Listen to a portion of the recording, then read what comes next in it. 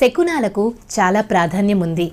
ఇంటి నుంచి బయటకు వెళ్ళేటప్పుడు కొన్ని జంతువులు, పక్షులు ఎదురైతే శుభం కలుగుతుందని, మరికొన్ని ఎదురైతే అశుభం కలుగుతుందని పెద్దలు చెబుతున్నారు. అలాగే కాకి విషయంలో మంచి చెడు రెండూ ఉన్నాయి. మనిషి జీవితం కాకితో ముడిపడి ఉంటుందని పూర్వకాలం నుండి నమ్మకం. చనిపోయిన పూర్వీకులు కూడా కాకి రూపంలో తిరుగుతారని నమ్ముతారు. అయితే మనం బయటకు వెళ్ళేటప్పుడు కాకి వచ్చి గట్టిగా అరిస్తే ఏ పని మీద వెళ్తున్నారో ఆ పని విజయవంతమవుతుందని సంకేతం. నీళ్లు నిండుగా ఉన్న కుండపై కాకి కనబడితే వారు త్వరలోనే ధనవంతులవుతారట.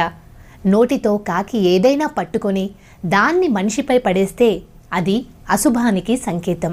కాకి మాంసం ముక్కున పట్టుకెళ్తూ కింద ఉన్న ఏ వ్యక్తిపైనైనా పడేస్తే ఆ వ్యక్తి త్వరలో చనిపోతారని సంకేతం. కాకి ఎగురుతూ వచ్చి తాకితే ఆ